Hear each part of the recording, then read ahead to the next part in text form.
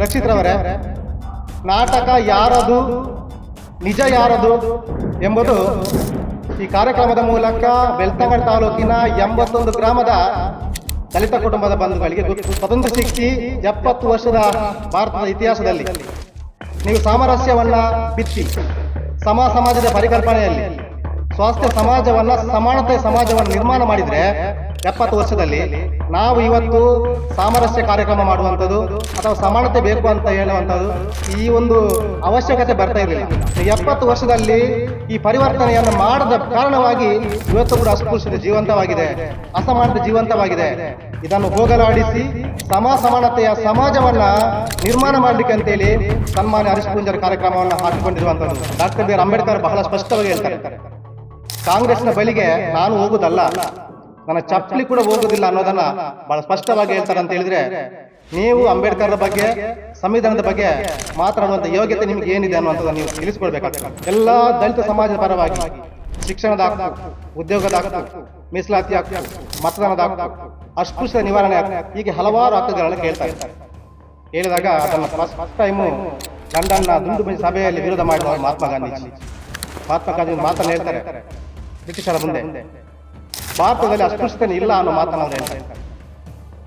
ಅಸ್ಪೃಶ್ಯತೆ ಭಾರತದಲ್ಲಿ ಇಲ್ಲ, ಅಂಬೇಡ್ಕರ್ ಸುಳ್ಳು ಹೇಳ್ತಿದ್ದಾರೆ ಅನ್ನೋ ಆ ಸಂದರ್ಭದಲ್ಲಿ ಗಾಂಧೀಜಿಗೆ ಮುಖ ಕೊಡುವಾಗ ಅಂಬೇಡ್ಕರ್ ಹೇಳ್ತಾರೆ, ನಿಮ್ಮಷ್ಟು ದೊಡ್ಡ ನಾನಲ್ಲ ಅನ್ನೋ ದಾಖಲೆ ತೋರಿಸ್ತಾರೆ. ಅಸ್ಪೃಶ್ಯತೆಯಲ್ಲಿ ಭಾರತದಲ್ಲಿ ಏನು ದಾಖಲೆ ತೋರಿಸ್ತಾರೆ, 2 ದಾಖಲೆ ಇಟ್ಟುಕೊಂಡಿರ್ತಾರೆ ಅವರು. ಒಂದು ಕಳರಾಮ್ ದೇವಸ್ಥಾನಕ್ಕೆ ಪ್ರವೇಶ ಮಾಡಿದಾಗ ಅಂಬೇಡ್ಕರ್ ಮೇಲೆ ಹಲ್ಲೆ ಆಗಿರುತ್ತೆ, ಆ ದಾಖಲೆ ಪೇಪರ್ಗಳು ಬಂದಿರ್ತಾರೆ, ಇಟ್ಕೊಂಡಿರ್ತಾರೆ. ಇನ್ನೊಂದು ಚೌಡರಕೆರೆಯಲ್ಲಿ ನೀರು ಕುಡಿಲಿಕ್ಕೆ ಹೋದಾಗ ಅಂಬೇಡ್ಕರ್ ಅಲ್ಲಿ ಹಲ್ಲೆ ಆಗಿರುತ್ತೆ, ಅದು ಪೇಪರ್ಗಳು ಬಂದಿರ್ತಾರೆ, ಅದನ್ನ ಇಟ್ಕೊಂಡಿರ್ತಾರೆ. ಅವಾಗ ಲಂಡನ್ ಸಭೆಯಲ್ಲಿ ತೋರಿಸ್ತಾರೆ, ನೋಡಿ ಗಾಂಧೀಜಿ ನೀವು ಅಸ್ಪೃಶ್ಯತೆ ಇಲ್ಲ ಅಂತ ಏನು ಹೇಳ್ತೀರಾ, 2 ಘಟನೆಗಳಲ್ಲಿ ನೋಡಿ ಅಂತೇಳಿ ಅಲ್ಲಿ ಬ್ರಿಟಿಷ್ ಸರ್ಕಾರಕ್ಕೆ ಮನವರಿಕೆ ಮಾಡ್ತಾರೆ. ಸಂದರ್ಭದಲ್ಲಿ ಬಾಯಿ ಮುಚ್ಚಿಕೊಳ್ಳಬೇಕಾಗುತ್ತೆ ಗಾಂಧೀಜಿ. ತಲ ಸಮುದಾಯದ ದಲಿತರ ಮನೆಯಲ್ಲಿ ಕುಳಿತು ಸಹಭೋಜನ ಮಾಡಿ ಹಿಂದೂ ಧರ್ಮವನ್ನು ಒಡೆಯುತ್ತೀರಿ ಅನ್ನೋ ಮಾತನ್ನ ನೀವು ಮಾತಾಡಿದ್ದೀರಿ. ನೋಡಿ, ನಿಮಗೆ ಸ್ಪಷ್ಟ ಗೊತ್ತಿರಲಿ, ಒಡೆಯುವುದಂದ್ರೆ ಏನು, ಕಟ್ಟುವುದಂದ್ರೆ ಏನು, ಈ ವ್ಯತ್ಯಾಸ ನಿಮ್ಗೆ ಗೊತ್ತಿದೆಯಾ? ಹಿಂದೂ ಧರ್ಮದ ಎಲ್ಲ ಜಾತಿಗಳನ್ನು ಒಟ್ಟು ಮಾಡಿ ಸಾಮರಸ್ಯ ಮಾಡುವ ಮೂಲಕ ಒಟ್ಟು ಮಾಡುವಂಥದ್ದು ಶಾಸಕರ ಕಾರ್ಯ. ಇದು ಹಿಂದೂ ಧರ್ಮ ಹೇಗೆ ಒಡೆಯುತ್ತೆ ಅನ್ನೋದು ನಿಮ್ಮ ಆಲೋಚನೆ ಅಂತ ನನಗೆ ಅರ್ಥ ಆಗ್ತಾ ಇದೆ. ನೀವು ಹಿಂದೂ ಧರ್ಮವನ್ನು ಒಡೆಯುತ್ತಿರುವಂಥವ್ರು, ಜಾತಿ ಮಧ್ಯೆ ಘರ್ಷಣೆಯನ್ನು ತಂದಿಟ್ಟು ನೀವು ಹಿಂದೂ ಧರ್ಮ ಹೊಡಿತಿರುವಂತ ನಮ್ಮ ಶಾಸಕರ ಸನ್ಮಾನ್ಯ ಹರೀಶ್ ಪೂಂಜಾರು, ನಾವೆಲ್ಲರೂ ಹಿಂದೂ ಬಂದು ಒಂದಾಗಬೇಕು, ಒಗ್ಗಟ್ಟಾಗಬೇಕು ಅನ್ನುವಂತ ಅವರ ಸಾಮರಸ್ಯ ಸಂಕ್ರಾಂತಿ ಕಾರ್ಯಕ್ರಮ, ಇದಕ್ಕೆ ಪ್ರೇರಣೆಯಾದಂಥ ಕಾರ್ಯಕ್ರಮ. ಅವರು ಹಿಂದೂ ಧರ್ಮವನ್ನು ಒಡೆಯುವ ಕೆಲಸವನ್ನು ಮಾಡ್ತಾ ಇಲ್ಲ, ಹಿಂದೂ ಧರ್ಮ ಒಡೆಯುವ ಕೆಲಸ ನೀವು ಮಾಡ್ತಿದ್ದೀರಿ. ಪಂಕ್ತಿ ಭೋಜನ, ಸಾಮೂಹಿಕ ಭೋಜನ, ಇದು ದಲಿತ ಸಮಾಜಕ್ಕೆ ಮಾಡಿದ ಅವಮಾನ ಅಂತ ಹೇಳಿದ್ದೀರಿ. ಸಾವಿರಾರು ವರ್ಷಗಳಿಂದ ಶೋಷಣೆಯಲ್ಲಿದ್ದಂಥ, ಅಸ್ಪೃಶ್ಯತೆಯಲ್ಲಿ ಇದ್ದಂಥ ಸಮಾಜದ ಮಧ್ಯೆ ಸಹಭೋಜನವನ್ನು ಮಾಡ್ತಾ ಸಾಮರಸ್ಯವನ್ನು ಕಟ್ಟುವಂತ ಕೆಲಸ ನಿಮಗೆ ಅವಮಾನ ಅಂತ ಅನ್ಸುತ್ತಾ ರಕ್ಷಿತ್ ಅವರೇ? 70 ವರ್ಷಗಳ ಕಾಲ ಸ್ವತಂತ್ರ ಬಂದರೂ ನೀವು ಒಂದೇ ಒಂದು ಕೆಲಸ ಕಾರ್ಯವನ್ನು ಮಾಡಿದ ಸಂದರ್ಭದಲ್ಲಿ ಅವರು ಒಂದು ಒಟ್ಟು ಮಾಡುವಂತ ಕೆಲಸವನ್ನ ಮಾಡ್ತಾ ಇದ್ದಾರೆ. ಇದು ನಮಗೆ ಅವಮಾನ ಅಂತ ನೀವು ಹೇಳಿದ್ರೆ ನೀವು ಯಾವ್ದನ್ನ ಅವಮಾನ ಅಂತ ಹೇಳಿ ನನಗೆ ಗೊತ್ತಿಲ್ಲ.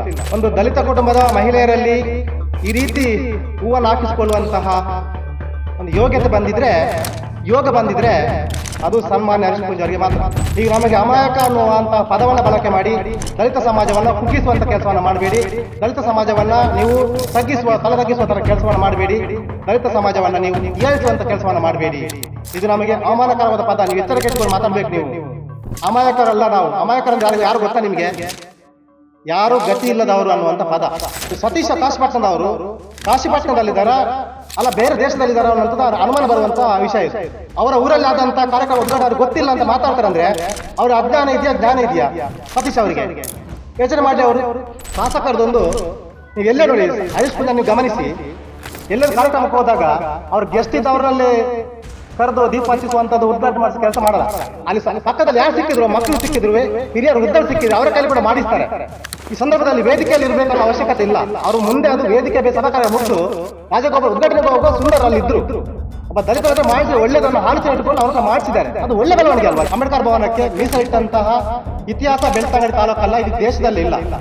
ಅಂತಹ ಒಂದು 7 ಕೋಟಿಯ ಅಂಬೇಡ್ಕರ್ ಭವನವನ್ನು ನಿರ್ಮಾಣ ಮಾಡಲಿಕ್ಕೆ ಬೆಳ್ತಂಗಡಿ ತಾಲೂಕಿನ ತಾಲೂಕು ಕ್ರೀಡಾಂಗಣವನ್ನ ಮೀಸಲಿಡ್ತಾರೆ ಅಂತ ಹೇಳಿದ್ರೆ ಶಾಸಕ ಹರೀಶ್ ಪೂಂಜರು ಅಂಬೇಡ್ಕರ್ ಪರನ ಅಂಬೇಡ್ಕರ್ ವಿರೋಧನ ಅನ್ನೋದನ್ನ ರಕ್ಷಿತರ ಅರ್ಥ ಮಾಡ್ಕೊಬೇಕು. ಆ ದಿಕ್ಕಿನಲ್ಲಿ 7 ಕೋಟಿ ಅನುದಾನಕ್ಕೆ ಅವರು ಬೇಡಿಕೆ ಇಟ್ಟ ಸಂದರ್ಭದಲ್ಲಿ ನಂತರ ಅವರ ಅವಧಿ ಮುಗಿದಾಗ ಬೇರೆ ಸರ್ಕಾರ ಬಂದಾಗ ಎಲ್ಲ ಅನುದಾನವನ್ನು ತಡೆ ಹಿಡಿದಿದ್ದಾರೆ. ಇವತ್ತಿನ ಪತ್ರಿಕಾಗೋಷ್ಠಿಯ ಉದ್ದೇಶ ಏನಪ್ಪ ಅಂತ ಹೇಳಿದ್ರೆ, ಕಳೆದ ತಿಂಗಳು ಜನವರಿ 14ರಂದು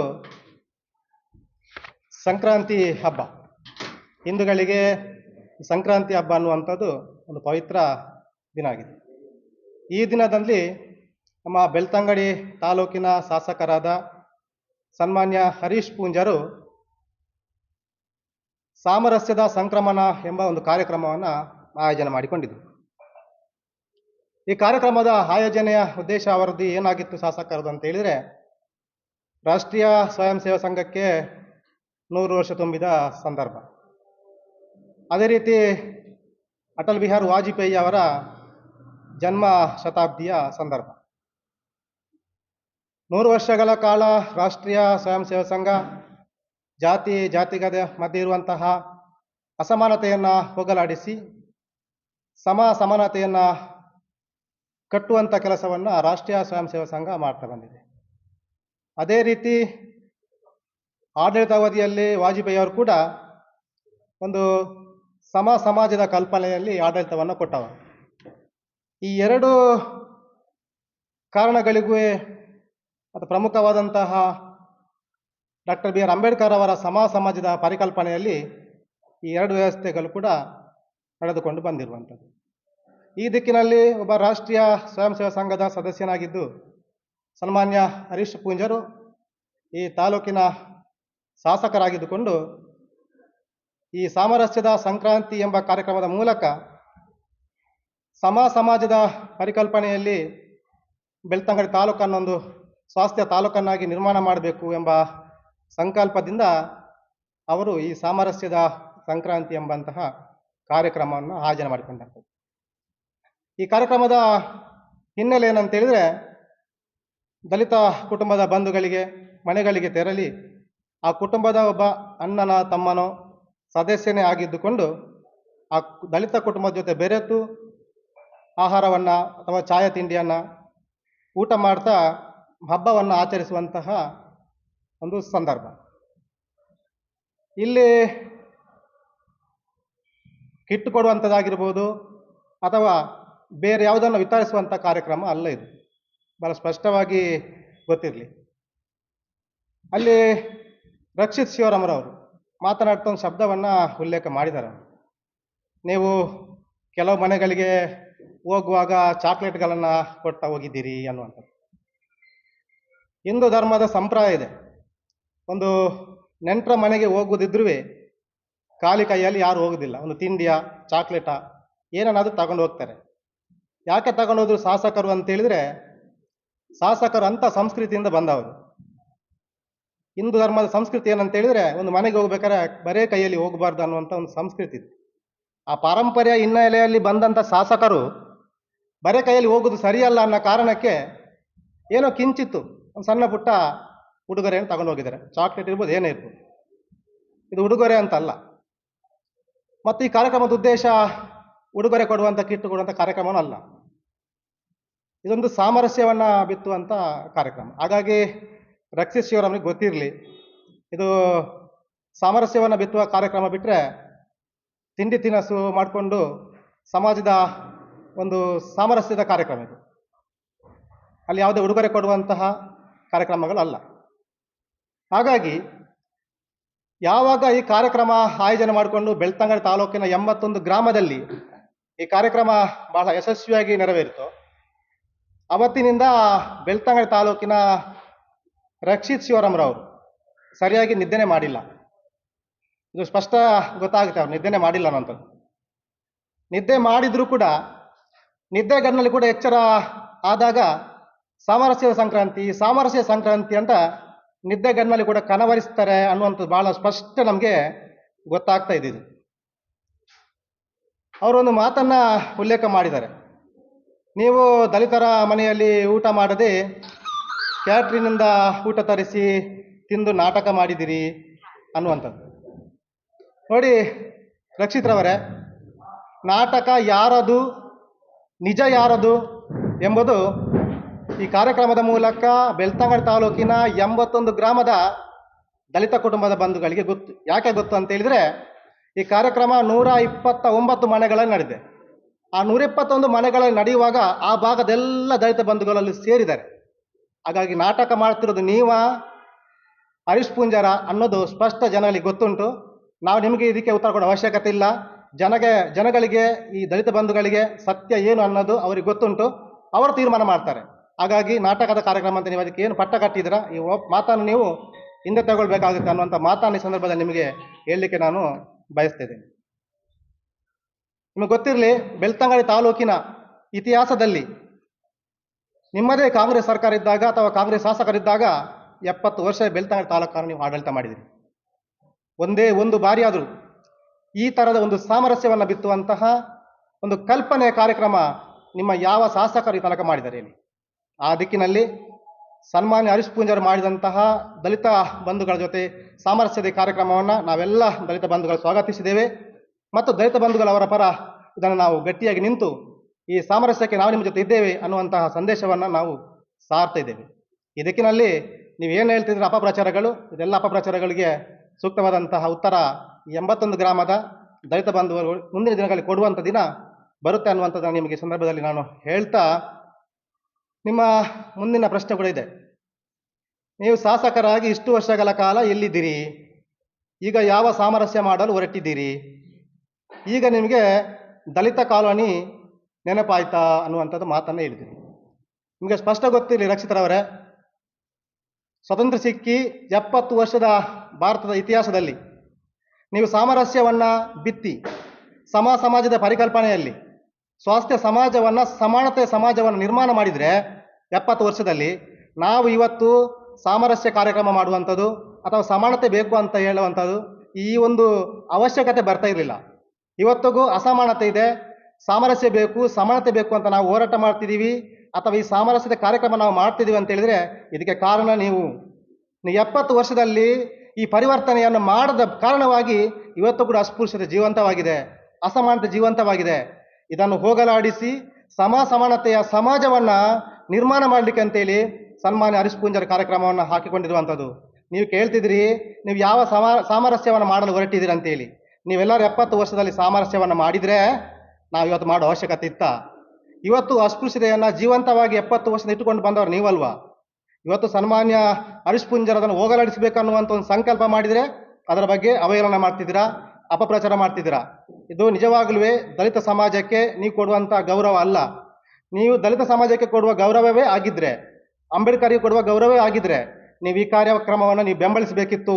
ಯಾಕೆ ಅಂತ ಹೇಳಿದರೆ ಈ ಕಾರ್ಯಕ್ರಮದಲ್ಲಿ ದಲಿತ ಸಮಾಜದ ವಿಮೋಚನೆ ಇದೆ, ದಲಿತ ಬಂಧುಗಳ ಬಿಡುಗಡೆ ಇದೆ, ದಲಿತ ಸಮಾಜ ಮುಖ್ಯವಾಹಿನಿಗೆ ತರುವಂಥ ಪ್ರಯತ್ನವನ್ನು ಹರೀಶ್ ಪೂಂಜಾರ್ ಮಾಡ್ತಾ ಇದ್ದಾರೆ. ನಿಮಗೆ ನಿಜವಾದ ದಲಿತರ ಬಗ್ಗೆ ಪ್ರೀತಿ ಕಾಳಜಿ ಇದ್ದಿದ್ರೆ ನೀವು ಈ ಕಾರ್ಯಕ್ರಮವನ್ನು ಅಭಿನಂದಿಸಬೇಕು. ಆವಾಗ ನಿಮ್ಮನ್ನು ಕೂಡ ನಾವು ಅಭಿನಂದಿಸ್ತೇವೆ.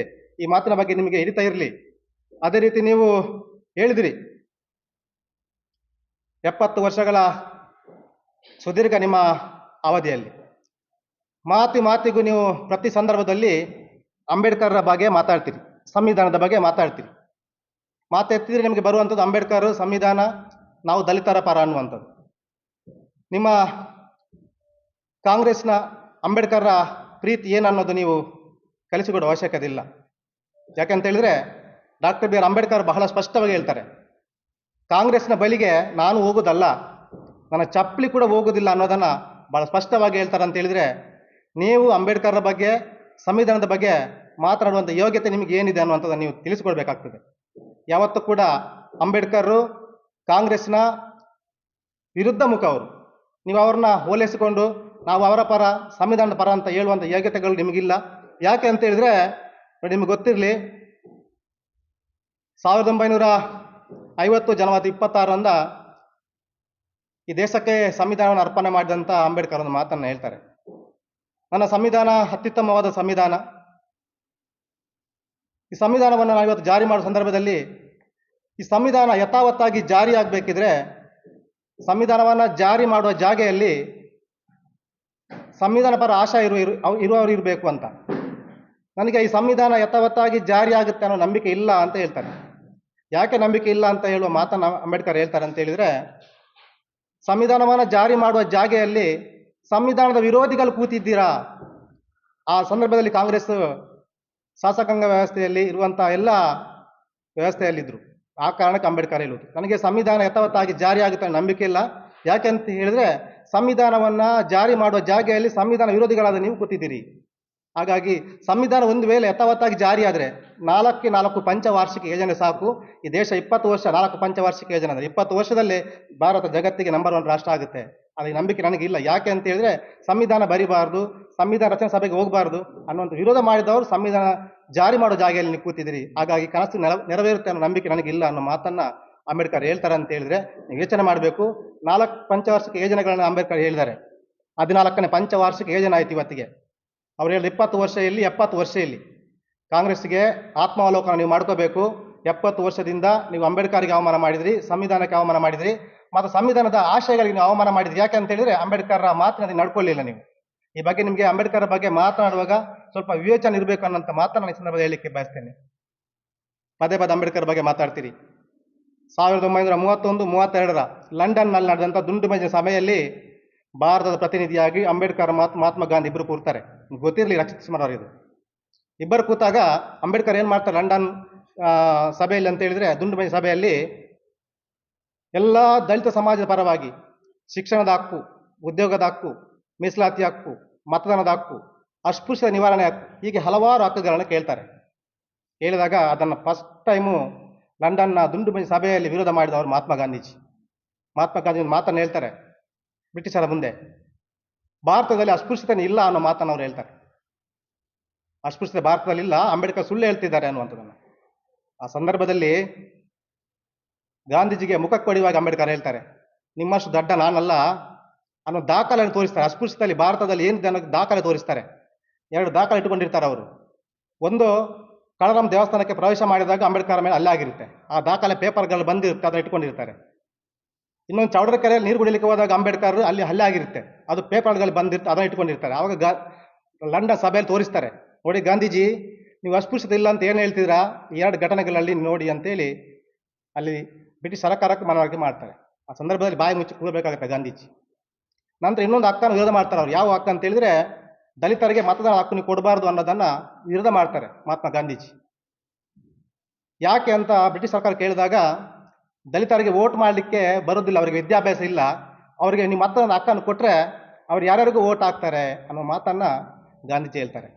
ಆವಾಗ ನೇರವಾಗಿ ಅಂಬೇಡ್ಕರ್ ಒಂದು ಮಾತನ್ನು ಹೇಳ್ತಾರೆ, ಗಾಂಧಿ ನಿಮ್ಮಷ್ಟು ದಡ್ಡ ನಾನಲ್ಲ, ನಾನು ದಲಿತರಿಗೆ ಮತದಾನದ ಹಕ್ಕು ಏನು ಕೇಳಿದಿನ ಅದ್ರ ಹಿಂದೆ ಇನ್ನೊಂದು ಹಕ್ಕು ಕೇಳಿದ್ದೀನಿ ನೋಡಿ, ಏನು, ಶಿಕ್ಷಣದ ಹಕ್ಕನ್ನು ಕೊಡಿ ಅಂತ ಕೇಳಿದ್ದೀನಿ. ಶಿಕ್ಷಣದ ಹಕ್ಕನ್ನು ಕೊಟ್ಟರೆ, ದಲಿತರಿಗೆ ಶಿಕ್ಷಣ ಕೊಟ್ಟರೆ ಯಾರಿಗೆ ವೋಟ್ ಮಾಡಬೇಕು ಅನ್ನೋದು ಗೊತ್ತಾಗುತ್ತೆ. ಹಾಗಾಗಿ ನಿಮ್ಮಷ್ಟು ದೊಡ್ಡ ನಾವಲ್ಲ, ನಾನು ಎಲ್ಲ ಕೇಳಿದಂಥ ಹಕ್ಕುಗಳಿಗೂ ಅದರ ದಾಖಲೆಗಳನ್ನೇ ಕೊಟ್ಟು ನಾನು ಪ್ರೂವ್ ಮಾಡ್ತೀನಿ ಅನ್ನುವಂಥ ಬಲವಾದ ವಾದ ಮಾಡಿದಾಗ ಮಾತ್ರ ಅಂಬೇಡ್ಕರ್ ಆಶಯಗಳು ಲಂಡನ್ ಸಭೆಯಲ್ಲಿ ಮಂಜೂರಾಗುತ್ತೆ. ಅದೇ ರೀತಿ ಭಾರತಕ್ಕೆ ಬಂದಾಗ ಇದೇ ಗಾಂಧೀಜಿಗೆ ಕಾಂಗ್ರೆಸ್ ಮತ್ತು ನೆಹರು ಬೈತಾರೆ, ಎಂಥ ದಡ್ಡನ ಕಳಿಸಿದ್ದೀನಿ ನಾನು ಕೊಟ್ಟು ಅಲ್ಲಿಗೆ, ನೀವು ಮಾತಾಡಿ ನಿಮ್ಮ ಮೇಲೆ ವಾದ ಮಾಡಿ ಭಾರತಕ್ಕೆ ಎಲ್ಲ ಹಕ್ಕುಗಳನ್ನು ತರ್ತೀರಿ ಅಂದರೆ ನೀವು ಸೋತು ಬಂದಿರಿ ಅನ್ನುವಂಥದ್ದನ್ನು ಅಲ್ಲಿ ಕೂಡ ಬೈತಾರೆ ಅವರಿಗೆ, ಗಾಂಧೀಜಿ ಅವರಿಗೆ. ಹಾಗಾಗಿ ಇದೆಲ್ಲ ರಕ್ಷಿತ್ ಶಿವನಿಗೆ ಗೊತ್ತಿರಬೇಕು. ನೀವು ಕಾಂಗ್ರೆಸ್ನ ಪರ ಬಹಳ ಮಾತಾಡ್ತೀರಿ. ಇನ್ನು 1946ರಲ್ಲಿ ಭಾರತಕ್ಕೆ ಸಂವಿಧಾನವನ್ನು ರಚನೆ ಮಾಡುವಂಥ ಅವಕಾಶ ಸಂದರ್ಭದಲ್ಲಿ ಏನಾಗುತ್ತೆ ಅಂತ ಹೇಳಿದ್ರೆ, ಅಂಬೇಡ್ಕರ್ ಅವರು ಸಂವಿಧಾನ ರಚನಾ ಸಭೆಗೆ ಹೋಗ್ಬೇಕಿದ್ರೆ MP ಆಗಿ ಗೆದ್ದು ಹೋಗ್ಬೇಕಿತ್ತು. ಅವರು MP ಆಗಿ ಗೆದ್ದು ಹೋಗ್ಬೇಕಿದ್ರೆ ಪ್ರಥಮ ಬಾರಿಗೆ ಮುಂಬೈ ಕ್ಷೇತ್ರದಿಂದ ಸ್ಪರ್ಧೆ ಮಾಡ್ತಾರೆ ಅಂಬೇಡ್ಕರ್ ಅವರು. ಗಾಂಧೀಜಿ ಅವರು ಮತ್ತೆ ಕಾಂಗ್ರೆಸ್ನವರೆಲ್ಲ ಸೇರಿ ಯಾರು ಬೇಕಾದರೆ ಪಾರ್ಲಿಮೆಂಟಿಗೆ ಸಂವಿಧಾನ ರಚನಾ ಸಭೆಗೆ ಬರಲಿ, ಅಂಬೇಡ್ಕರ್ ಮಾತ್ರ ಬರಬಾರ್ದು ಅನ್ನೋ ಕಾರಣಕ್ಕೆ ಮುಂಬೈಯಲ್ಲಿ ಸ್ಪರ್ಧೆ ಮಾಡಿದಂತಹ ಅಂಬೇಡ್ಕರ್ ವಿರುದ್ಧ ಒಬ್ಬ ಅಮಾಯಕ ಅಂತ ಹೇಳಿದ್ರೆ, ಏನು ಶಿಕ್ಷಣ ಇಲ್ಲದಂಥ ಒಬ್ಬ ವ್ಯಕ್ತಿಯನ್ನು ನೀವು, ಒಬ್ಬ ನಿರ್ಗತಿಕರ ಅಂತ ವ್ಯಕ್ತಿಯನ್ನು ನೀವು ಹಾಕಿಬಿಟ್ಟು ಅಲ್ಲಿ ಅಂಬೇಡ್ಕರ್ ಸೋಲಿಸುವಂಥ ಕೆಲಸವನ್ನು ನೀವು ಮಾಡ್ತೀರಿ. ಆದರೂ ಅಂಬೇಡ್ಕರ್ ಸುಮ್ಮನೆ ಕೂರುವುದಿಲ್ಲ. ಮತ್ತೆ ಇವತ್ತಿನ ಪೂರ್ವ ಪಾಕಿಸ್ತಾನದಲ್ಲಿದೆ ಅದು ಜೈಸೂರು ಮತ್ತು ಕುಲ್ನಾ ಕ್ಷೇತ್ರ ಅಂತೇಳಿ. ಮತ್ತೆ ಜೈಸೂರು ಕುಲ್ನಾ ಕ್ಷೇತ್ರಕ್ಕೆ ಹೋಗ್ತಾರೆ, ಅಲ್ಲಿ ಸ್ಪರ್ಧೆ ಮಾಡ್ತಾರೆ. ಅಲ್ಲಿ ಜೋಗೇಂದ್ರನಾಥ್ ಮಂಡಲ್ ಎಂಬವರ ತೆರವಾದ ಪ್ಲೇಸಿಗೆ ಅವರು ಅಂಬೇಡ್ಕರ್ ಅಲ್ಲಿ ಸ್ಪರ್ಧೆ ಮಾಡ್ತಾರೆ. ಸ್ಪರ್ಧೆ ಮಾಡಿದಾಗ ಅಲ್ಲಿ ಗೆದ್ದು ಬರ್ತಾರೆ ಅಂಬೇಡ್ಕರ್. ಯಾವಾಗ ಆ ಜೈಸೂರು ಕುಲ್ನಾ ಕ್ಷೇತ್ರದಲ್ಲಿ ಅಂಬೇಡ್ಕರ್ ಗೆದ್ರ, ನೋಡಿ ಇತಿಹಾಸದಲ್ಲಿ ಬೇರೆನೇ ಇದೆ, ಭಾರತ ಪಾಕಿಸ್ತಾನಕ್ಕೆ ಬೇರೆ ಕಾರಣ ಇದೆ, ನೈಜ ಕಾರಣ ಇದು. ಅಂಬೇಡ್ಕರ್ ಯಾವಾಗ ಜೈಸೂರು ಕುಲ ಕ್ಷೇತ್ರ ಗೆದ್ರ ಆವಾಗ ಗಾಂಧೀಜಿ ಮತ್ತೆ ಕಾಂಗ್ರೆಸ್ ನೇರ ಪ್ಲಾನ್ ಮಾಡುತ್ತೆ. ಏನು ಪ್ಲಾನ್ ಮಾಡುತ್ತೆ ಅಂತ ಹೇಳಿದ್ರೆ, ಅಂಬೇಡ್ಕರ್ ಗೆದ್ದ ಇನ್ನು ಪಾರ್ಲಿಮೆಂಟ್ಗೆ ಬರ್ತಾರೆ ಅವ್ರು ಬರಬಾರ್ದು, ಹಾಗಾಗಿ ಭಾರತವನ್ನು ವಿಭಜನೆ ಮಾಡಿ ಭಾರತ ಪಾಕಿಸ್ತಾನ ಡಿವೈಡ್ ಮಾಡಬೇಕು ಅನ್ನುವಂಥ ಕೆಲಸವನ್ನ ಮಾಡುವಂಥದ್ದು ಇದೇ ಕಾಂಗ್ರೆಸ್ ಮತ್ತು ಇದೇ ಗಾಂಧಿ. ಒಬ್ಬ ಅಂಬೇಡ್ಕರ್ ಒಬ್ಬ ದಲಿತ ಗೆದ್ದ ಎನ್ನೋ ಕಾರಣಕ್ಕೆ ಇಡೀ ಭಾರತವನ್ನೇ ಒಡೆದು ನೀವು ಹೋಳು ಮಾಡಿದಿರಂದ್ರೆ ನಿಮ್ಮ ಕಾಂಗ್ರೆಸ್ನ ಯೋಗ್ಯತೆ ಏನು, ನೀವು ಅಂಬೇಡ್ಕರ್ ಬಗ್ಗೆ ಮಾತನಾಡೋ ಯೋಗ್ಯತೆ ಏನು ಅನ್ನೋದನ್ನ ನೀವು ಆತ್ಮಾವಲೋಕನ ಮಾಡ್ಕೋಬೇಕಾದ ಸಂದರ್ಭ ಇದಾಗಿರ್ತದೆ. ಹಾಗಾಗಿ ಅಲ್ಲಿ ಕೂಡ ಅಂಬೇಡ್ಕರ್ಗೆ ಸೋಲಾಗ್ತದೆ. ಆದ್ರೆ ಅಂಬೇಡ್ಕರ್ ಸುಮ್ಮನೆ ಕೂರುವುದಿಲ್ಲ, ನೇರವಾಗಿ ಬ್ರಿಟಿಷರ ಹತ್ರ ಮಾತುಕತೆ ಮಾಡ್ತಾರೆ. ಎರಡೆರಡು ಕಡೆ ನಾನು ಸ್ಪರ್ಧೆ ಮಾಡಿದೆ, ನನ್ನನ್ನು ಕಾಂಗ್ರೆಸ್ನವರು ಈ ತರ ಮೋಸ ಮಾಡಿ ಸೋಲಿಸಿದ್ರು ಅಂತ ನೇರವಾಗಿ ಬ್ರಿಟಿಷರ ಮಧ್ಯೆ ಪ್ರವೇಶ ಮಾಡಿ ಏನು ಹೇಳ್ತಾರೆ ಅಂತ ಹೇಳಿದ್ರೆ, ನೋಡಿ ಗಾಂಧೀಜಿ ಅವರೇ, ನೀವು ಒಂದು ವೇಳೆ ಅಂಬೇಡ್ಕರ್ಗೆ ನೀವು ಸಂವಿಧಾನ ಸಭೆಗೆ MP ಆಗಿ ಆಯ್ಕೆ ಮಾಡಿಕೊಳ್ಳದಿದ್ರೆ, ಅವ್ರನ್ನ ಸೇರಿಸಿಕೊಳ್ಳದಿದ್ರೆ ನಾವು ನಿಮ್ಮ ದೇಶಕ್ಕೆ ಸ್ವತಂತ್ರ ಕೊಡೋದೇ ಇಲ್ಲ ಅನ್ನುವಂಥ ಮಾತನ್ನ ಸ್ಪಷ್ಟವಾಗಿ ಬ್ರಿಟಿಷರಿಂದ ಬರುತ್ತೆ. ನಾನು ಎಲ್ಲ ದಾಖಲೆಗಳನ್ನು ಏನು ಹೇಳಿದನ, ಅಂಬೇಡ್ಕರ್ ಬರಹ ಮತ್ತು ಭಾಷಣಗಳ ನೀವು ಅಧ್ಯಯನ ಮಾಡಿದ್ರೆ ನಿಮ್ಗೆಲ್ಲ ನಾನು ಹೇಳಿದ ಮಾತುಗಳು ಸಿಗ್ತದೆ. ನೀವು ಅಧ್ಯಯನ ಮಾಡ್ಬೇಕಷ್ಟೇ ರಕ್ಷಿತ ಅವರೇ.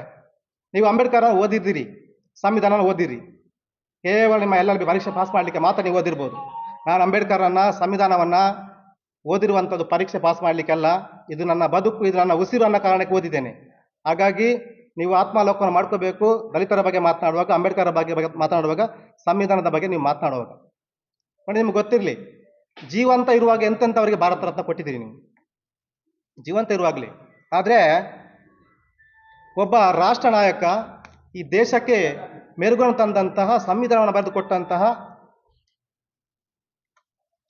ಅಂಬೇಡ್ಕರ್ಗೆ ನೀವು ಜೀವಂತ ಇರುವಾಗಂತೂ ಭಾರತ ರತ್ನ ಕೊಡಲಿಲ್ಲ. ಸತ್ತಾಗಾದ್ರೂ ಕೊಟ್ರ ನೀವು? ಸತ್ತಾಗಾದ್ರೂ ಕೊಡಲಿಲ್ಲ. ಕಡೆಗೆ ಅವರಿಗೆ ಭಾರತ ರತ್ನ ಕೊಡಬೇಕಾದ್ರೆ ವಾಜಪೇಯಿ ಅವರು ಮತ್ತೆ ಕಾಂಶಿರಾಮ್ ಅವರು ಹೋರಾಟ ಮಾಡಬೇಕಾಯ್ತು. ನಿಮ್ಗೆ ಗೊತ್ತಿರಲಿ ನಿಮಗೆ. ಹಾಗಾಗಿ ನಿಮಗೆ ಅಂಬೇಡ್ಕರ್ ಬಗ್ಗೆ ಮಾತಾಡೋದು ಯಾವ ಯೋಗ್ಯತೆ ಇದ್ರೆ ನನಗೆ ಗೊತ್ತಿಲ್ಲ, ಯಾವ ಕಾರಣಕ್ಕೋಸ್ಕರ ಮಾತಾಡ್ತಿದ್ದೀರಿ ಅನ್ನುವಂಥ ನಿಮಗೆ ಆತ್ಮಾವಲೋಕನ ನೀವು ಮಾಡ್ಕೋಬೇಕಂತ ಸಂದರ್ಭ. ಇನ್ನೊಂದು ಮುಖ್ಯವಾದ ಘಟನೆ ಇದು. ಇಡೀ ಭಾರತಕ್ಕೆ ಒಂದು ಪ್ರಜಾಪ್ರಭುತ್ವ ವ್ಯವಸ್ಥೆಯನ್ನು ಕೊಟ್ಟಂತಹ, ಸಂವಿಧಾನವನ್ನು ಕೊಟ್ಟಂತಹ ಅಂಬೇಡ್ಕರ್ ಅವರು ಮರಣ ಹೊಂದಿದ ಸಂದರ್ಭದಲ್ಲಿ ಅವರಿಗೆ ದೆಹಲಿಯಲ್ಲಿ 1 ಇಂಚು ಭೂಮಿ ನೀವು ದಹನ ಮಾಡಲಿಕ್ಕೆ ಕೊಡಲಿಲ್ಲ. ನೀವು 1 ಇಂಚು ಭೂಮಿ ಕೊಡಲಿಲ್ಲ ನೀವು. ಕಡೆಗೆ ಅವರನ್ನು ಮುಂಬೈಗೆ ತರ್ತಾರೆ. ಮುಂಬೈಗೆ ತಂದು, ಇದು ಗೊತ್ತಿರಲಿಲ್ಲರಿಗೂ, ಅವರನ್ನು ದಫನ ಮಾಡಿದ್ದು ಎಲ್ಲಿ ಅಂತೇಳಿ, ಭೀಮಾ ನದಿಯ ತೀರದಲ್ಲಿ ಅವರನ್ನು ದಫನ ಮಾಡುವಂಥದ್ದು. ಒಂದು ನದಿಯ ತೀರದಲ್ಲಿ, ಒಂದು ಹೊಳೆಯ ತೀರದಲ್ಲಿ ಒಂದು ಶವವನ್ನ ದಫನ ಮಾಡುವಂಥದ್ದು ಯಾರ್ದು ಶವ ಇರ್ಬೋದು? ಅನಾಥ ಶವಗಳನ್ನ ಮಾತ್ರ ದಫನ ಮಾಡುವಂಥದ್ದು. ಇದು ಗೊತ್ತಿರ್ಬೇಕು ಎಲ್ರಿಗೆ. ಒಂದು ನದಿಯ ತೀರದಲ್ಲಿ, ಹೊಳೆ ಬದಿಯಲ್ಲಿ ಒಂದು ಶವವನ್ನು ಊತಾಕೋದು ಯಾರ್ದು ಅಥವಾ ದಫನ ಮಾಡೋದು ಯಾರ್ದು? ಒಂದು ಅನಾಥ ಶವವನ್ನ. ಅಂತ ಅಂಬೇಡ್ಕರ್ ಅಂತ ಶ್ರೇಷ್ಠವಾದಂಥ ಈ ಭಾರತಕ್ಕೆ ಸಂವಿಧಾನವನ್ನು ಕೊಟ್ಟಂತ ಒಬ್ಬ ವ್ಯಕ್ತಿಯನ್ನ ಒಂದು ಅನಾಥ ಶವ ತರ ನೀವು ಹೊಳೆ ಬದಿಯಲ್ಲಿ ಊತಾಕಿದ್ರಲ್ವಾ? ನೀವು ಮತ್ತೆ ಅಂಬೇಡ್ಕರ್ ಬಗ್ಗೆ, ಸಂವಿಧಾನದ ಬಗ್ಗೆ ಮಾತಾಡ್ತಿರಲ್ವಾ? ಯಾವ ಯೋಗ್ಯತೆ ಇಟ್ಕೊಂಡು ಮಾತಾಡ್ತೀರಿ ನೀವು ರಕ್ಷಿಸಿದವರೇ? ಯಾವ ಯೋಗ್ಯತೆಯಿಂದ ಮಾತಾಡ್ತಿದ್ದೀರಿ ನೀವು? ಇದು ನಮಗೆ ದಲಿತ ಸಮಾಜಕ್ಕೆ ನೋವು ತರುವಂಥ ವಿಷಯ. ನೀವು ಅಂಬೇಡ್ಕರ್ ಬಗ್ಗೆ ಏನು ಓದಿದ್ರೆ ನನಗೆ ಗೊತ್ತಿಲ್ಲ, ಏನು ತಿಳ್ಕೊಂಡಿದ್ರೆ ನನಗೆ ಗೊತ್ತಿಲ್ಲ. ನನಗೆ ಇವತ್ತು ನೋವಾಗ್ತಿದೆ. ಅಂತ ಒಬ್ಬ ನಾಯಕನನ್ನ ಅಮಾಯಕನ ತರ, ಒಬ್ಬ ನಿರ್ಗತಿಕನ ತರ, ಅನಾಥ ಶವದ ತರ ನೀವು ಭೀಮಾ ನದಿ ತೀರದಲ್ಲಿ ತಂದು ಹೂತಾಕಿದಿರಿ. ಅದನ್ನ ಕೂಡ ಅಭಿವೃದ್ಧಿಪಡಿಸಿದಂಥವರು ಸನ್ಮಾನ್ಯ ನರೇಂದ್ರ ಮೋದಿ ಅವರು. ಪಂಚಶೀಲ ಅನ್ನುವಂತಹ 5 ಪ್ರಮುಖ ಅವರ ಕ್ಷೇತ್ರಗಳನ್ನ ಅಭಿವೃದ್ಧಿಪಡಿಸಿದ್ದಾರೆ, ಅದರಲ್ಲಿ ಇದು ಕೂಡ ಸೇರಿದೆ. ಹಾಗಾಗಿ ಅಂಬೇಡ್ಕರ್ಗೆ, ಸಂವಿಧಾನಕ್ಕೆ ನ್ಯಾಯ ಕೊಡುವಂಥ ಕೆಲಸವನ್ನ ನೀವು ಕಾಂಗ್ರೆಸ್ ಅವರು ಮಾಡ್ತಾ ಇಲ್ಲ. ಅವಾಗಲೂ ಮಾಡಿಲ್ಲ, ಇವಾಗಲೂ ಮಾಡ್ತಿಲ್ಲ. ಹಾಗಾಗಿ ಎಲ್ಲ ಕೆಲಸವನ್ನ ಇವತ್ತು ನಾವು ಕೂಡ ಮಾಡ್ತಿರುವಂಥ BJP ಕೆಲಸ ಮಾಡ್ತಾ ಇದೆ. ನಿಮಗೆ ಗೊತ್ತಿರಬೇಕು ಅನ್ನೋ ಕಾರಣಕ್ಕೋಸ್ಕರ ಈ ಮಾತನ್ನು ನಾನು ಉಲ್ಲೇಖ ಮಾಡಿರುವಂಥದ್ದು. ಅಂಬೇಡ್ಕರ್ ಬಗ್ಗೆ ಮಾತಾಡಲಿಕ್ಕೆ ಹೋದ್ರೆ ಬೇಕಾದಷ್ಟು ಮಾತಾಡ್ಬೋದು. ನೀವು ಬೇಕಾದ್ರೆ ನೇರವಾಗಿ ನನ್ನ ಹತ್ರ ಎಲ್ಲ ಬಂದು ಕೂತರು ನಾನು ಮಾತಾಡಲಿಕ್ಕೆ ರೆಡಿ ಇದ್ದೇನೆ ಇದರ ಬಗ್ಗೆ. ಇನ್ನು ನೀವು ಸಾಮರಸ್ಯದ ಸಂಕ್ರಾಂತಿ ಕಾರ್ಯಕ್ರಮದ ಬಗ್ಗೆ ತುಂಬಾ ಸಲ ಮಾತಾಡಿದಾಗ ನಾನು ನೋಡಿದ್ದೀನಿ, ನಿಮ್ಮೆಲ್ಲ ವಿಡಿಯೋಗಳನ್ನ ನೋಡಿದ್ದೀನಿ. ನೀವು ಸಾಮರಸ್ಯ ಸಂಕ್ರಾಂತಿ ಕೃಷ್ಣವಾಗಿ ಮಾತಾಡಿದ್ರಿ, ಎಷ್ಟು ಕೀಲಾಗಿ ಮಾತಾಡಿದ್ರಿ ಅನ್ನೋದು ನಮಗೆ ಬಹಳ ಸ್ಪಷ್ಟವಾಗಿ ನನಗೆ ಗೊತ್ತಿದೆ. ನೀವು ದಲಿತ ಕಾಲೋನಿಗೆ ಹೋದ್ರಲ್ಲ, ಅಲ್ಲಿಯ ರಸ್ತೆ, ಚರಂಡಿ, ಬೀದಿ ದೀಪದ ಬಗ್ಗೆ, ಅಭಿವೃದ್ಧಿ ಬಗ್ಗೆ ಏನು ಮಾಡಿದ್ದೀರಿ ಹರೀಶ್ ಪೂಂಜಾರೆ ಅನ್ನೋ ಪ್ರಶ್ನೆಯನ್ನು ನೀವು ಕೇಳಿದಿರಿ. ದಲಿತ ಕಾಲೋನಿಗೆ ಹೋದಾಗ ಅಲ್ಲಿರುವ ರಸ್ತೆ, ಚರಂಡಿ, ಬೀದಿ ದೀಪದ ಬಗ್ಗೆ ಏನು ಮಾಡಿದ್ದೀರಿ, ಏನು ಅಭಿವೃದ್ಧಿ ಮಾಡಿದ್ದೀರಿ ಅನ್ನೋ ಪ್ರಶ್ನೆಯನ್ನ ನೀವು ಮೊನ್ನೆ ಮಾತಾಡ್ತಾ ಕೇಳಿದಿರಿ. ನೋಡಿ, ಸನ್ಮಾನ್ಯ ಶಾಸಕ ಹರೀಶ್ ಪೂಂಜಾರೆ ಅವಧಿಯಲ್ಲಿ ಬೆಳ್ತಂಗಡಿ ತಾಲೂಕಿನ 81 ಗ್ರಾಮದಲ್ಲಿರುವಂಥ ಅವೆಷ್ಟೋ ಗ್ರಾಮಗಳಲ್ಲಿ ರಸ್ತೆ ಇರ್ಬೋದು, ಮೂಲಭೂತ ಸೌಕರ್ಯಗಳನ್ನು ಅವರ ಶಕ್ತಿ ಮೀರಿ ಕೆಲಸಗಳನ್ನ ಮಾಡಿದ್ದಾರೆ. ನಿಮ್ಮ ಅವಧಿಯಲ್ಲಿ, ನಿಮ್ಮ ಹಿಂದಿನ ಶಾಸಕರ ಅವಧಿಯಲ್ಲಿ ಏನಾಗಿದೆ, ಈಗ ಏನಾಗಿಲ್ಲ, ಈಗ ಎಷ್ಟು ಬದಲಾಗಿದೆ ಅನ್ನೋದನ್ನು ನಿಮ್ಮ ಆತ್ಮಾವಲೋಕನ ನೀವು ಮಾಡ್ಕೋಬೇಕಾಗಿದೆ. ಅದಕ್ಕಿಂತಲೂ ನೀವು ಅಭಿವೃದ್ಧಿಯ ಬಗ್ಗೆ ಇಷ್ಟೆಲ್ಲ ಮಾತಾಡ್ತಿದ್ರಲ್ವ, ನಿಮ್ಮದೇ ಸರ್ಕಾರ ಇರುವಂಥದ್ದು, ಸಿದ್ದರಾಮಯ್ಯ ಸರ್ಕಾರ. SCP ಮತ್ತು TSPಯ 34,000 ಕೋಟಿ ಅನುದಾನವನ್ನು ನೀವು ಗ್ಯಾರಂಟಿಗೆ ಬಳಸಿದಿರಲ್ವಾ, 34,000 ಕೋಟಿಯನ್ನು ನೀವು ಗ್ಯಾರಂಟಿಗೆ ಬಳಸಿದ್ರಲ್ವಾ, ಅದೇ ಹಣವನ್ನು ದಲಿತರಿಗೆ ಸೇರಬೇಕಾದ ಹಣದಲ್ವಾ, ದಲಿತ ಸಮಾಜದ ಕಾಲೋನಿಗಳ ಅಭಿವೃದ್ಧಿಗೆ, ಉದ್ಯೋಗಕ್ಕೆ, ಯುವಕರ ಅಭಿವೃದ್ಧಿಗೆ ಬೇಕಾದ ಅನುದಾನ ಅಲ್ವಾ ಅದು. ಅದನ್ನಿಗೆ ಗ್ಯಾರಂಟಿಗೆ ಹಾಕಿದ್ರಲ್ವಾ. ನಿಮಗೆ ಸಂವಿಧಾನದ ಬಗ್ಗೆ ಮಾತನಾಡಲಿಕ್ಕೆ ಏನಾದರೂ ನಿಮಗೆ ಇದೆಯಾ, ಅವಶ್ಯಕತೆ ಇದೆಯಾ ಅದರ ಬಗ್ಗೆ ಮಾತಾಡುವಂಥದ್ದು? ಏನಾದರೂ ಯೋಗ್ಯತೆ ಇದೆಯಾ ನೀವು ಹೇಳಿ. ನಿಮಗೆ ಅಂಬೇಡ್ಕರ್ ಬಗ್ಗೆ, ಸಂವಿಧಾನದ ಬಗ್ಗೆ ಮಾತನಾಡೋ ಯೋಗ್ಯತೆ ಇದ್ದರೆ SCP TSPಗೆ ಇಟ್ಟಂಥ ಹಣವನ್ನು 34,000 ಕೋಟಿ ಹಣವನ್ನು ಗ್ಯಾರಂಟಿಗೆ ಏನು ನೀವು ಬಳಸಿದ್ದೀರಾ, ಅದನ್ನು ಸಿದ್ದರಾಮಯ್ಯ ಹತ್ರ ನೀವು ಮಾತಾಡಿ ತಕ್ಷಣ ಅದನ್ನು ಬಿಡುಗಡೆ ಮಾಡುವಂಥ ಕೆಲಸವನ್ನು ನೀವು ಮಾಡಬೇಕು. ಇಲ್ಲಾಂದರೆ ಆ ಹಣಕ್ಕಾಗಿ ನೀವು ಹೋರಾಟ ಮಾಡಬೇಕು. ದಲಿತರ ಹಣ ಗ್ಯಾರಂಟಿಗೆ ಹೋಗ್ತಾ ಇದೆ, ನಮ್ಮ ಬೆಳ್ತಂಗಡಿ ಕ್ಷೇತ್ರ ಅಭಿವೃದ್ಧಿಗೆ ಬೇಕಾದ ಅನುದಾನ ನೀವು ಗ್ಯಾರಂಟಿಗೆ ಹಾಕಿದಿರಿ, ಅದನ್ನು ಬೆಳ್ತಂಗಡಿ ಕೊಡಬೇಕು ಅಂತ ನೀವು ಪ್ರತಿಭಟನೆ ಮಾಡಬೇಕು, ನೀವು ಹೋರಾಟ ಮಾಡಬೇಕು. ಆವಾಗ ನಿಮ್ಮ ದಲಿತರ ಪ್ರೀತಿಯನ್ನು ನಾವು ಒಪ್ಪಿಕೊಳ್ತೇವೆ, ದಲಿತರ ಪ್ರೇಮವನ್ನು, ಅಂಬೇಡ್ಕರ್ ಪ್ರೇಮವನ್ನು ನಾವು ಒಪ್ಪಿಕೊಳ್ತೇವೆ ಅನ್ನೋ ಮಾತನ್ನು ಈ ಸಂದರ್ಭದಲ್ಲಿ ನಾನು ನಿಮಗೆ ತಿಳಿಸಲಿಕ್ಕೆ ಬಯಸ್ತೇನೆ. ಮತ್ತೊಂದು ಪ್ರಶ್ನೆ ಕೇಳಿದ್ರಿ ನೀವು, ತಳ ಸಮುದಾಯದ ದಲಿತರ ಮನೆಯಲ್ಲಿ ಕುಳಿತು ಸಹಭೋಜನ ಮಾಡಿ ಹಿಂದೂ ಧರ್ಮವನ್ನು ಒಡೆಯುತ್ತೀರಿ ಅನ್ನೋ ಮಾತನ್ನು ನೀವು ಮಾತಾಡಿದಿರಿ. ನೋಡಿ, ನಿಮಗೆ ಸ್ಪಷ್ಟ ಗೊತ್ತಿರಲಿ, ಒಡೆಯುವುದಂದ್ರೆ ಏನು, ಕಟ್ಟುವುದಂದ್ರೆ ಏನು, ಈ ವ್ಯತ್ಯಾಸ ನಿಮಗೆ ಗೊತ್ತಿದೆಯಾ? ಹಿಂದೂ ಧರ್ಮದ ಎಲ್ಲ ಜಾತಿಗಳನ್ನು ಒಟ್ಟು ಮಾಡಿ ಸಾಮರಸ್ಯ ಮಾಡುವ ಮೂಲಕ ಒಟ್ಟು ಮಾಡುವಂಥದ್ದು ಶಾಸಕರ ಕಾರ್ಯ. ಇದು ಹಿಂದೂ ಧರ್ಮ ಹೇಗೆ ಒಡೆಯುತ್ತೆ ಅನ್ನೋದು ನಿಮ್ಮ ಆಲೋಚನೆ ಅಂತ ನನಗೆ ಅರ್ಥ ಆಗ್ತಿಲ್ಲ. ನೀವು ಹಿಂದೂ ಧರ್ಮವನ್ನು ಒಡೆಯುತ್ತಿರುವಂಥವ್ರು, ಜಾತಿ ಮಧ್ಯೆ ಘರ್ಷಣೆಯನ್ನು ತಂದಿಟ್ಟು ನೀವು ಹಿಂದೂ ಧರ್ಮವನ್ನು ಒಡೆಯುತ್ತಿರುವಂಥದ್ದು. ನೀವು ಹಿಂದೂ ಧರ್ಮವನ್ನು ಒಡೆಯುತ್ತಿಲ್ಲ, ಹಿಂದೂ ಧರ್ಮವನ್ನು ಕಟ್ತಾ ಇದ್ದೀನಿ ಅನ್ನುವಂಥ ಮಾತನ್ನು ಹೇಳಿದ್ರೆ, ನಾವೆಲ್ಲ ಹಿಂದೂಗಳು ಒಂದಾಗಬೇಕಂತೇಳಿ ಯಾವತ್ತಾದ್ರೂ ನೀವು ಭಾಷಣದಲ್ಲಿ ಮಾತಾಡಿದ್ರೆ ನೀವು? ನಮ್ಮ ಶಾಸಕರು ಸನ್ಮಾನ್ಯ ಹರೀಶ್ ಪೂಂಜಾರು, ನಾವೆಲ್ಲರೂ ಹಿಂದೂ ಬಂದರು ಒಂದಾಗಬೇಕು, ಒಗ್ಗಟ್ಟಾಗಬೇಕು ಅನ್ನುವಂಥ ಅವರ ಸಾಮರಸ್ಯದ ಸಂಕ್ರಾಂತಿ ಕಾರ್ಯಕ್ರಮ, ಇದಕ್ಕೆ ಪ್ರೇರಣೆ ಆದಂಥ ಕಾರ್ಯಕ್ರಮ. ಅವರು ಹಿಂದೂ ಧರ್ಮವನ್ನು ಒಡೆಯುವ ಕೆಲಸವನ್ನು ಮಾಡ್ತಾ ಇಲ್ಲ, ಹಿಂದೂ ಧರ್ಮ ಒಡೆಯುವ ಕೆಲಸ ನೀವು ಮಾಡ್ತಿದ್ದೀರಿ ಅನ್ನುವಂಥದ್ದು ನಿಮಗೆ ಸ್ಪಷ್ಟ ಗೊತ್ತಿರಬೇಕು ಅನ್ನೋ ಮಾತನ್ನು ಈ ಸಂದರ್ಭದಲ್ಲಿ ಹೇಳಲಿಕ್ಕೆ ಬಯಸ್ತಿದ್ದೇನೆ. ಪಂಕ್ತಿ ಭೋಜನ, ಸಾಮೂಹಿಕ ಭೋಜನ ಇದು ದಲಿತ ಸಮಾಜಕ್ಕೆ ಮಾಡಿದ ಅವಮಾನ ಅಂತ ಹೇಳಿದ್ರಿ ನೀವು. ಸಾವಿರಾರು ವರ್ಷಗಳಿಂದ ಶೋಷಣೆಯಲ್ಲಿದ್ದಂಥ, ಅಸ್ಪೃಶ್ಯತೆಯಲ್ಲಿ ಇದ್ದಂಥ ಸಮಾಜದ ಮಧ್ಯೆ ಸಹಭೋಜನವನ್ನು ಮಾಡ್ತಾ ಸಾಮರಸ್ಯವನ್ನು ಕಟ್ಟುವಂಥ ಕೆಲಸ ನಿಮಗೆ ಅವಮಾನ ಅಂತ ಅನಿಸುತ್ತಾ ರಕ್ಷಿತ್ ಅವರೇ? ಇದು ನಿಮಗೆ ಅವಮಾನ ಅಂತ ಅನಿಸಿದ್ರೆ ನೀವು ದಲಿತ ಸಮಾಜಕ್ಕೆ ಮಾಡ್ತಿರೋದು ಅವಮಾನವೇ. ಸಾಮರಸ್ಯದ ಮೂಲಕ 70 ವರ್ಷಗಳ ಕಾಲ ಸ್ವತಂತ್ರ ಬಂದರೂ ನೀವು ಒಂದೇ ಒಂದು ಕೆಲಸ ಕಾರ್ಯವನ್ನು ಮಾಡಿದ ಸಂದರ್ಭದಲ್ಲಿ ಅವರು ಒಂದು ಒಟ್ಟು ಮಾಡುವಂಥ ಕೆಲಸವನ್ನು ಮಾಡ್ತಾ ಇದ್ದಾರೆ. ಇದು ನಮಗೆ ಅವಮಾನ ಅಂತ ನೀವು ಹೇಳಿದ್ರೆ ನೀವು ಯಾವುದನ್ನು ಅವಮಾನ ಅಂತ ಹೇಳ್ತೀರಿ ನನಗೆ ಗೊತ್ತಿಲ್ಲ. ನಿಮಗೆ ಇಲ್ಲಿ ಅವಮಾನ ಆಗಿದ್ದಲ್ಲ, ನಿಮಗೆ ಅನುಮಾನ ಬಂದಿದೆ. ಏನು ಅನುಮಾನ ಬಂದಿದೆ ಅಂತ ಹೇಳಿದರೆ, ಈ ಸಾಮರಸ್ಯ ಸಂಕ್ರಾಂತಿ ಕಾರ್ಯಕ್ರಮದ ಮೂಲಕ ಎಲ್ಲ ದಲಿತ ಬಂಧುಗಳು ಬಹುಶಃ ಹರೀಶ್ ಪೂಂಜರ ಕಡೆ ಪ್ರೀತಿ ತೋರಿಸ್ತಾರ ಅನ್ನೋ ಅನುಮಾನ ಬಂದಿರುವಂಥದ್ದು ನಿಮಗೆ, ಬೇರೆ ಏನಲ್ಲ. ಇದು ನಿಮಗೆ ಗೊತ್ತಿರಲಿ. ನೀವು ಮತ್ತೊಂದು ಪ್ರಶ್ನೆಯನ್ನು ಕೇಳಿದಿರಿ. ನೀವು ಮಹಿಳೆಯರಿಂದ ಹೂ ಹಾಕಿಸಿಕೊಂಡಿದ್ದೀರಿ, ನೀವು ಸ್ವಾಮೀಜಿನ ಅಲ್ಲ ಸಂತನ ಅನ್ನೋ ಪ್ರಶ್ನೆಯನ್ನು ಮಾಡಿದಿರಿ. ಬೆಳ್ತಂಗಡಿ ತಾಲೂಕಿನ ಇತಿಹಾಸದಲ್ಲಿ ಯಾರೇ ಒಬ್ಬರು ಈ ಥರದ ಕೆಲಸವನ್ನು ಮಾಡಿಲ್ಲ. ಒಂದು ದಲಿತ ಕುಟುಂಬದ ಮಹಿಳೆಯರಲ್ಲಿ ಈ ರೀತಿ ಹೂವನ್ನು ಹಾಕಿಸಿಕೊಳ್ಳುವಂತಹ ಒಂದು ಯೋಗ್ಯತೆ ಯೋಗ ಬಂದಿದ್ರೆ ಅದು ಸನ್ಮಾನ್ಯ ಹರೀಶ್ ಪೂಂಜಾರಿಗೆ ಮಾತ್ರ. ಸ್ವಾಮೀಜಿಗಳಿಗೆ, ಸಂತರಿಗೆ ಹೂವು ಹಾಕುವಂಥದ್ದು ಸಾಮಾನ್ಯ. ಆದರೆ ಒಬ್ಬ ಜನಪ್ರತಿನಿಧಿಗೆ, ಒಬ್ಬ MLAಗೆ ಈ ರೀತಿ ದಲಿತ ಬಂಧು ಮಹಿಳೆಯರು ಸೇರಿಕೊಂಡು ಹೂವನ್ನು ಹಾಕಿ ಸನ್ಮಾನಿಸಬೇಕಾದ್ರೆ ಇದು ಯೋಗ ಮತ್ತು ಯೋಗ್ಯತೆ ಇದ್ದವರಿಗೆ ಮಾತ್ರ ಬರುವಂಥದ್ದು ಅನ್ನೋದನ್ನು ನೀವು ಅರ್ಥ ಮಾಡಿಕೊಳ್ಬೇಕನ್ನೋ ಮಾತನ್ನು ಈ ಸಂದರ್ಭ ನಿಮಗೆ ತಿಳಿಸಲಿಕ್ಕೆ ನಾನು ಬಯಸ್ತಾ ಇದ್ದೇನೆ. ಇನ್ನು ಪತ್ರಿಕಾ ಮಾಧ್ಯಮದವರಿಗೆ ಎಲ್ಲರಿಗೂ ಗೊತ್ತಿರುವಂಥ ಇನ್ನೊಂದು ಪ್ರಮುಖವಾದಂತಹ ಒಂದು ಬೆಳವಣಿಗೆ, ಕಾಶಿ ಪಟ್ಟಣದ ಕೇರಳದ ಮಾಲಿಂಗೇಶ್ವರ ದೇವಸ್ಥಾನದ ಒಂದು ಮೇಲ್ಛಾವಣಿಯ ಉದ್ಘಾಟನೆಯ ಒಂದು ಸಂದರ್ಭ. ಇದು ಏನಾಗಿರುವಂಥ ಬೆಳವಣಿಗೆ ಅಂತ ಹೇಳಿದರೆ, ಆ ದೇವಸ್ಥಾನ ಆಡಳಿತದ ಮೊಕ್ತೇಸರರು ಮತ್ತು ಅಲ್ಲಿಯ ಹಿಂದೂ ಬಂಧುಗಳು ಮತ್ತು ಭಕ್ತಾದಿಗಳು ಸೇರಿ ಇದನ್ನು ಸನ್ಮಾನ್ಯ ಹರೀಶ್ ಪೂಂಜರೇ ಉದ್ಘಾಟನೆ ಮಾಡಬೇಕು ಅನ್ನುವಂಥ ನಿಟ್ಟಿನಲ್ಲಿ ದಿನಾಂಕವನ್ನು ನಿಗದಿ ಮಾಡಿಕೊಂಡು ಅವರ ಉದ್ಘಾಟನೆಗೆ ಸಜ್ಜಾದ ಸಂದರ್ಭ. ಈ ಸಂದರ್ಭದಲ್ಲಿ ಸಭಾ ಕಾರ್ಯಕ್ರಮ ಮುಗಿದು ನಂತರ ಗೋಪುರದ ಉದ್ಘಾಟನೆ ಇರುವಂಥದ್ದು. ಇಲ್ಲಿ ಗಮನಿಸಬೇಕಾದಿಷ್ಟೇ, ಆ ಉದ್ಘಾಟನೆ ಸಂದರ್ಭದಲ್ಲಿ ಒಬ್ಬ ದಲಿತ ಬಂಧುವಾದಂತಹ ಸುಂದರ ಎಂಬವರನ್ನು ಶಾಸಕರು ಕರೆದು ಅವರ ಕೈಯಲ್ಲಿ ಉದ್ಘಾಟನೆಯನ್ನು ಮಾಡಿಸ್ತಾರೆ.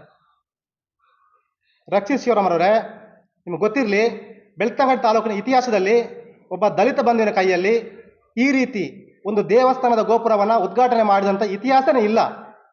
ಇದು ಏನನ್ನು ಸೂಚಿಸುತ್ತೆ ಅಂತ ಹೇಳಿದ್ರೆ, ತಾನು ಒಬ್ಬ MLA ಆಗಿದ್ಕೊಂಡು ಮಾಡಬೇಕಂತ ಕೆಲಸವನ್ನು ಒಬ್ಬ ದಲಿತ ಬಂಧುವಿನ ಕೈಯಲ್ಲಿ ಮಾಡಿಸಿದರೆ ಇದೊಂದು ಸಾಮರಸ್ಯದ ಸಂಕೇತ ಆಗುತ್ತೆ, ಇವರಿಗೂ ಕೊಟ್ಟಂಥ ಅವಕಾಶದಿಂದ ಈ ಸಮಾಜ ಪರಿವರ್ತನೆ ಆಗುತ್ತೆ ಅನ್ನುವ ದಿಕ್ಕಿನಲ್ಲಿ ಒಳ್ಳೆ ಆಲೋಚನೆ ಇಟ್ಕೊಂಡು ಅವ್ರಿಗೆ ಕಾರ್ಯಕ್ರಮವನ್ನು ಮಾಡಿದರೆ ನೀವು ಇದರ ಬಗ್ಗೆನೂ ಕೂಡ ಅವಹೇಳನಕಾರಿ ಮಾತಾಡ್ತಿದ್ರಲ್ವ. ಹಾಗಾಗಿ ಈ ಕಾರ್ಯಕ್ರಮವನ್ನು ಎಲ್ಲ ದಲಿತ ಬಂಧುಗಳು ಅಭಿನಂದಿಸ್ತಾರೆ. ಯಾಕಂತ ಹೇಳಿದ್ರೆ ಒಬ್ಬ ದಲಿತನಿಗೆ ಈ ಥರದ ಅವಕಾಶವನ್ನು ಕೊಟ್ಟಿದ್ರಿ ಶಾಸಕರು ಅನ್ನೋ ಕಾರಣಕ್ಕೆ ಎಲ್ಲರೂ ಅಭಿನಂದಿಸ್ತಾರೆ. ಆದರೆ ನೀವು ಅಲ್ಲೊಂದು ಮಾತಾಡ್ತಾ ಹೇಳಿದಿರಿ, ರಾಜಗೋಪುರವನ್ನು ತಳ ಸಮುದಾಯದ ಅಮಾಯಕರಲ್ಲಿ ಉದ್ಘಾಟನೆ ಮಾಡಿಸಿದಿರಿ, ಹೀಗೆ ಹಿಂದೂ ಧರ್ಮವನ್ನು ಒಡೆಯುತ್ತೀರಿ ಅನ್ನುವಂಥ ಮಾತನ್ನು ನೀವು ಉಲ್ಲೇಖ ಮಾಡಿದಿರಿ. ನಿಮಗೆ ಸ್ಪಷ್ಟವಾಗಿ ಗೊತ್ತಿರಲಿ, ದಲಿತ ಸಮಾಜ ಅಮಾಯಕ ಸಮಾಜ ಅಲ್ಲ. ಇದನ್ನು ಅಂಬೇಡ್ಕರ್ ಭಾಳ ಸ್ಪಷ್ಟಪಡಿಸ್ತಾರೆ, ನಿಮ್ಗೆ ಗೊತ್ತಿರಲಿ. ನೀವು ಅದಕ್ಕೆ ಹೇಳಿದ್ವಿ, ಅಂಬೇಡ್ಕರ್ ಬಗ್ಗೆ ನೀವು ಓದಿರೋದು ಪುಸ್ತಕ ಏನಕ್ಕೆ ಓದಿದ್ರೆ ನಿಮ್ಗೆ ಎಲ್ಲರಿಗೂ ಪರೀಕ್ಷೆ ಪಾಸ್ ಮಾಡಲಿಕ್ಕೆ ಮಾತ್ರ ನೀವು ಓದಿರುವಂಥದ್ದು. ದಲಿತ ಸಮಾಜ ಅಮಾಯಕ ಸಮಾಜ ಅಲ್ಲ, ಇದು ಸ್ವಾಭಿಮಾನಿ ಸಮಾಜ. ಅಮಾಯಕ ಸಮಾಜ ಆಗಿದ್ರೆ ಸಾವಿರಾರು ವರ್ಷಗಳಿಂದ ಆದ ದೌರ್ಜನ್ಯ ದಬ್ಬಾಳಿಕೆ ಯಾವತ್ತೂ ನಾವು ಸತ್ತೋಗ್ತಿದ್ದೀವಿ, ಯಾವತ್ತೂ ಓಡೋಗ್ತಿದ್ದೀವಿ. ಇವತ್ತು ಗಟ್ಟಿಯಾಗಿ ನಿಂತಿದ್ದೀವಿ ಅಂದರೆ ಇದು ಸ್ವಾಭಿಮಾನ ಸಮಾಜ. ಅರ್ಥ ಮಾಡ್ಕೊಳ್ಳಿ, ನೀವು ಅಮಾಯಕ ಸಮಾಜ ಅಲ್ಲ, ಇದು ಸ್ವಾಭಿಮಾನಿ ಸಮಾಜ ಅನ್ನೋದಕ್ಕೆ ನಿಮ್ಗೆ ಒಂದು ಉದಾಹರಣೆ ಬೇಕಾ? 1818ರಲ್ಲಿ ನಡೆದಂಥ ಕೋರೆಗಾಂವ್ ಯುದ್ಧದಲ್ಲಿ ಕೇವಲ 500 ದಲಿತರು 25,000 ಪೇಶ್ವೆ ಸೈನಿಕರನ್ನ ಒಡೆದಾಕಿ ಗೆದ್ದಂಥ ಇತಿಹಾಸ ಇರುವಂತಹ ಸಮಾಜ ಇದು. ಇದು ಹೇಗೆ ಹೇಳ್ತೀವಿ ನೀವು ಅಮಾಯಕ ಸಮಾಜ ಅಂತೇಳಿ? ನಾವು ಯಾವತ್ತೂ ಅಮಾಯಕರಲ್ಲ, ನಾವು ಯಾವತ್ತೂ ಸ್ವಾಭಿಮಾನಿಗಳು. ನೀವು ನಮಗೆ ಅಮಾಯಕ ಅನ್ನುವಂಥ ಪದವನ್ನು ಬಳಕೆ ಮಾಡಿ ದಲಿತ ಸಮಾಜವನ್ನು ಕುಗ್ಗಿಸುವಂಥ ಕೆಲಸವನ್ನು ಮಾಡಬೇಡಿ. ದಲಿತ ಸಮಾಜವನ್ನು ನೀವು ತಲೆ ತಗ್ಗಿಸುವ ಥರ ಕೆಲಸವನ್ನು ಮಾಡಬೇಡಿ. ದಲಿತ ಸಮಾಜವನ್ನು ನೀವು ಏಳಿಸುವಂಥ ಕೆಲಸವನ್ನು ಮಾಡಬೇಡಿ. ಇದು ನಮಗೆ ಅವಮಾನಕರವಾದ ಪದ. ನೀವು ಎಚ್ಚರಿಕೆ ಇಟ್ಟುಕೊಂಡು ಮಾತಾಡಬೇಕು. ನೀವು ಅಮಾಯಕರಲ್ಲ, ನಾವು ಅಮಾಯಕರಂದ್ರೆ ಯಾರು ಗೊತ್ತಾ ನಿಮಗೆ? ಯಾರು ಗತಿ ಇಲ್ಲದವರು ಅನ್ನುವಂಥ ಪದ.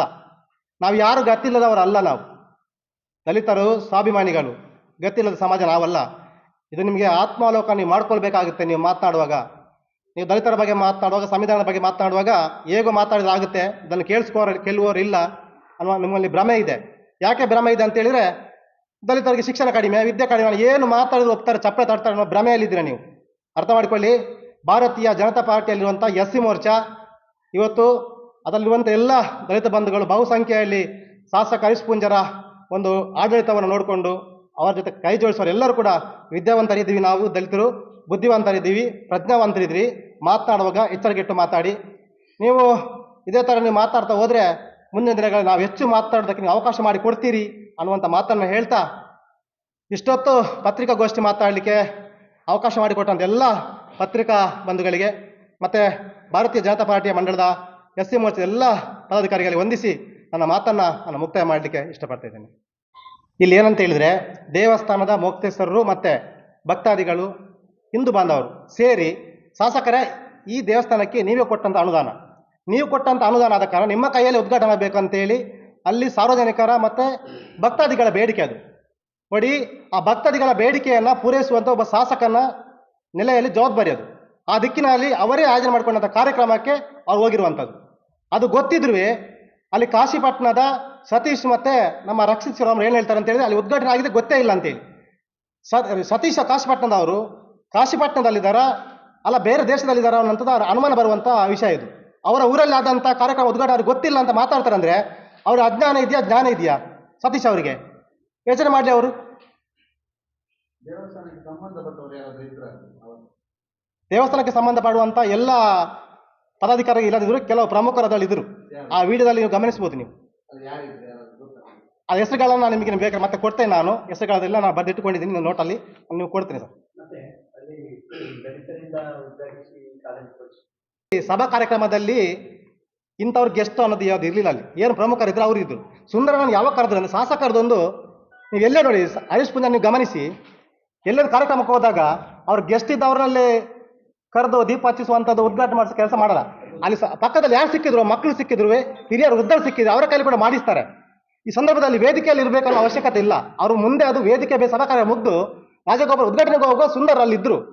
ಒಬ್ಬ ದಲಿತರ ಹತ್ರ ಮಾಡಿಸಿ ಒಳ್ಳೇದನ್ನು ಆಲೋಚನೆ ಇಟ್ಟುಕೊಂಡು ಅವ್ರ ಹತ್ರ ಮಾಡಿಸಿದ್ದಾರೆ. ಅದು ಒಳ್ಳೆ ಬೆಳವಣಿಗೆ ಅಲ್ವಾ ಅಚ್ಚಣ್ಣ? ಅಂಬೇಡ್ಕರ್ ಭವನದ ಬಗ್ಗೆ ಬಹಳ ಸ್ಪಷ್ಟ ಗೊತ್ತಿಲ್ಲ ನಮಗೆ. ಅಂಬೇಡ್ಕರ್ ಭವನ ಅವರ ಅವಧಿಯಲ್ಲಿ 5 ಕೋಟಿ ಅನುದಾನ ಬೇಕು ಅಂತೇಳಿ ಅವರಾಗಲೇ ನಮ್ಮ ಹತ್ರ ಮಾತಾಡಿ ಅದರ ಬಗ್ಗೆ ತುಂಬ ಸಲ ನಾನು ಕೂಡ ಮಾತಾಡಿದ್ದೇನೆ. ಸರ್, ಇದು ಅಂಬೇಡ್ಕರ್ ಭವನದ ಬಗ್ಗೆ ಏನು ಬೆಳವಣಿಗೆ ಅಂತ. ಅದು ಅವರ ಶಾಸಕರಾಗಿದ್ದ ಕಳೆದ ಬಾರಿಯಲ್ಲಿ 5 ಕೋಟಿ ಅನುದಾನವನ್ನ ಬೆಳ್ತಂಗಡಿ ಬೇಕು ಅಂತ ಬೇಡಿಕೆ ಇಟ್ಟದ್ದು ಒಂದು. ನೋಡಿ, ಗೊತ್ತಿರಲಿ, ಇಡೀ ಭಾರತದ ಇತಿಹಾಸದಲ್ಲಿ ಒಂದು ತಾಲೂಕು ಕ್ರೀಡಾಂಗಣವನ್ನ ಅಂಬೇಡ್ಕರ್ ಭವನಕ್ಕೆ ಮೀಸಲಿಟ್ಟಂತಹ ಇತಿಹಾಸ ಬೆಳ್ತಂಗಡಿ ತಾಲೂಕಲ್ಲ, ಇದು ದೇಶದಲ್ಲಿ ಇಲ್ಲ.